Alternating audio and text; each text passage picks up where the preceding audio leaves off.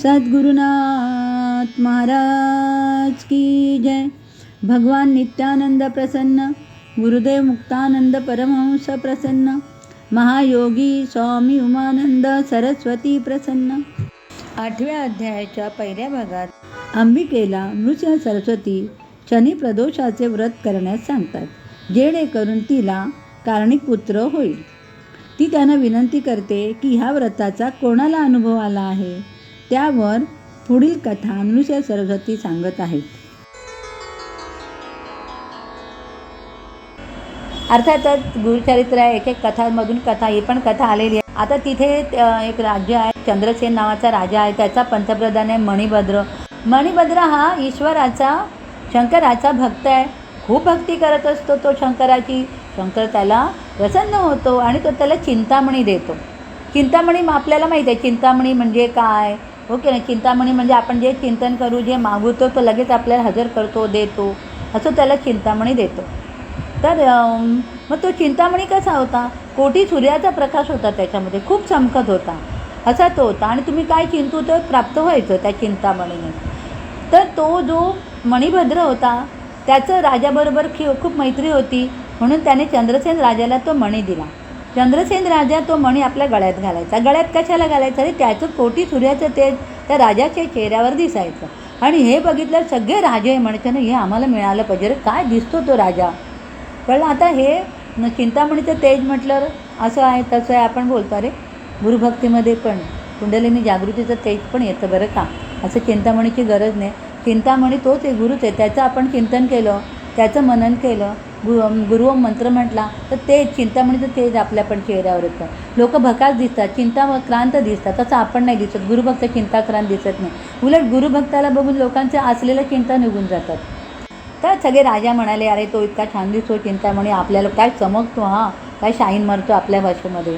तर तो आपल्याला मणी मिळाला पाहिजे चिंतामणी. काही मागतात त्याच्याकडे पैसे देतो, हे देतो, ते देतो. तो काही राजा कोणाला देत नाही.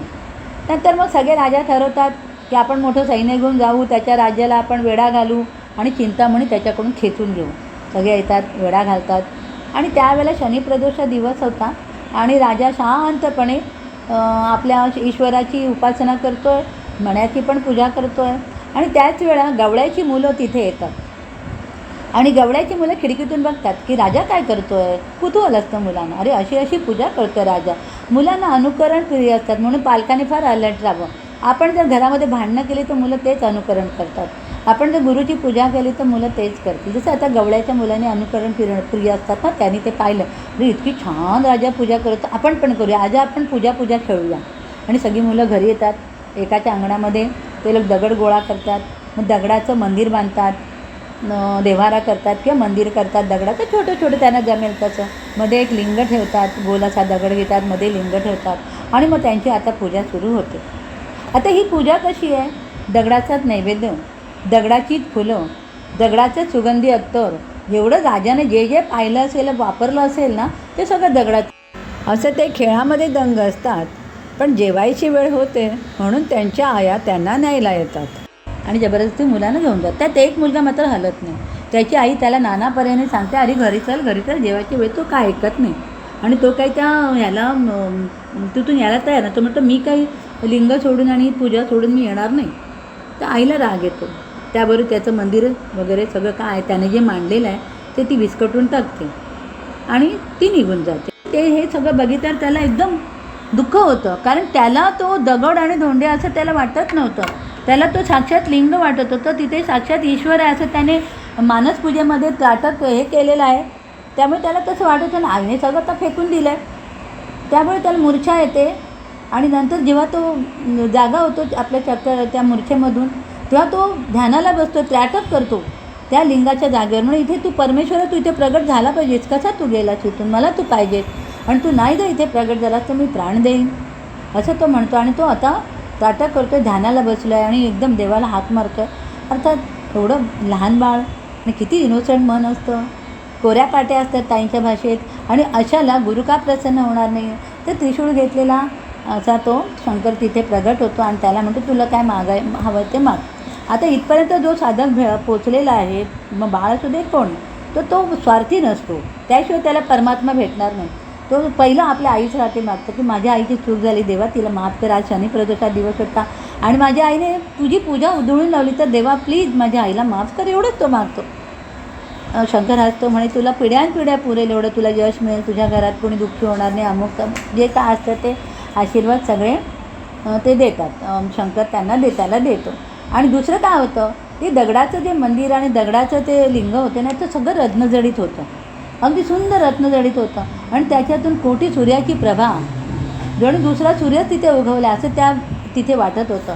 आणि हे सगळं जो प्रकाश आहे ना, बाहेर जे राजाचे गोळा झाले होते ते बघत होते, असं कसं यांच्याकडे 2-2 सूर्य कसे, इथून प्रकाश कसला येतो.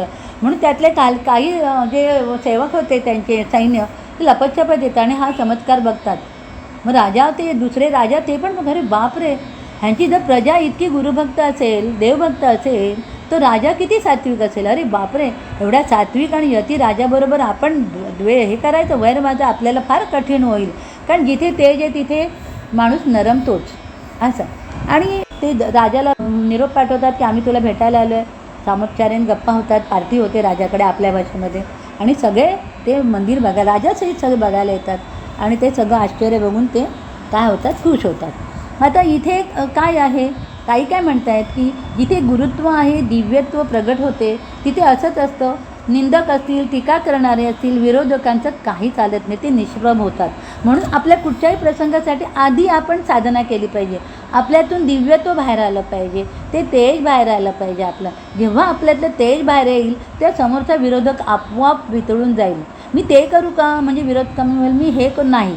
पहिलं आतमधलं दिव्यत्व बाहेर काढ, गुरुला शरण जा आणि त्याच्याकडे तुझी कैफियत काय ती मांड. आता इथे अजून हे संपलं नाही आहे, पण इथे आपल्याला अजून एक गोष्ट सांगायची आहे.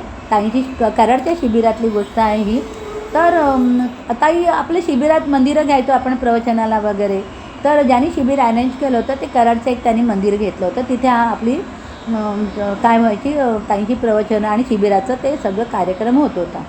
आणि ताईंना नंतर कोणीतरी सांगितलं की इकडे हेरवी या मंदिरात कोण असतं, ते पत्ते खेळतात आणि की असं तमुक ह्या मंदिरात एरवी कोणी येत पण नाही या मंदिरामध्ये, अशी लोकं असतात म्हणून कोणी येत नाही. बस ताईंच्या कानावर गेल्याबरोबर काय, ताईंनी त्या प्रवचनामध्ये झाडलं. भले ती लोकं नसती पण त्यांची ते प्रतिनिधी येतातच ना प्रवचनाला. आणि मग त्या लोकांनी जाऊन सांगितलं की ताई तुमच्या असं बोलल्या तसं बोलल्या. आणि ज्याने ते हे शिबिर अरेंज केलं होतं जाम घाबरला. अरे बापरे, ताई इथे बसून बोलता हा हे तर मंदिर त्या सरपंचाने बांधलं आहे, मग तो आता काय म्हणेल, मोठी आफत येणार वगैरे, घाबरतो. आधी मेन काय म्हणजे आपली, मी नेहमी सांगते की आपली जी शिबिरं झाली ना तेव्हा आपण लेडीजच जास्ती होतो सगळ्या शिबिरांना, पुरुष कमी होते. आणि पुरुष होते ते पण कसे होते, आपले शांत पुरुष होते, कोणाची कॉलर धरण्याची, शर्ट धरण्याची हिंमत कोणाचीच नव्हती, असे सगळे साधे पुरुष होते आपले. त्यामुळे तो जो शिबिर अरेंज करणार होता घाबरला, कळलं ना. आणि दुसऱ्या दिवशी प्रवचन झालं, सगळं आधवून आणि आरत्या झाल्या आणि सगळं संपलं. आता आम्ही उठून बाहेर आलो, आई बाहेर आल्या. त्या मंदिराला 5-6 मोठ्या पायऱ्या होत्या, दगडाच्या उंच पायऱ्या होत्या त्या मंदिराला. आणि ताई त्या पायरीकडे उभ्या राहिल्या आणि समोर तो सरपंच, त्याचं राईट लेफ्ट कोणीतरी असेल त्याचे, आणि काय असतात ना ते सगळे गोळा झालेले होते. 7-8-10 माणसं तिथे होती, शिवाय गाव गोळा होतो, सगळे गोळा होते. बिचारा तो अरेंज करणारा थोडा घाबरला, म्हणजे बऱ्यापैकी घाबरला होता. ताई नुसत्या वरच्या पायरीवर उभ्या राहिल्या होत्या आणि बघत होत्या. ताईने एक कटाक्ष टाकला, कारण ते लोक कशाला दर्शनाला, अशी लोक दर्शनाला येत नाहीत, कळलं का. बाकी येतात जी भक्तिभावाने ती येतात.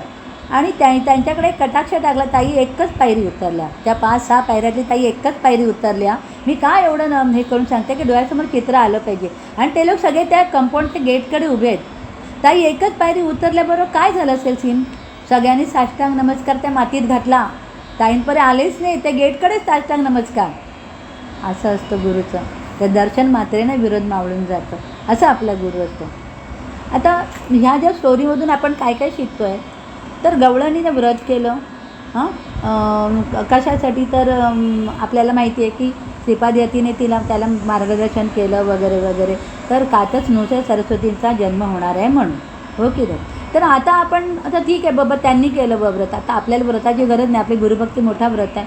तर मग आपल्या बाबतीत काय होतं ते पण कळलं पाहिजे ना. आता सगळं जे आहे ते आपल्या बाबतीत झालं पाहिजे असं आपण म्हणतो.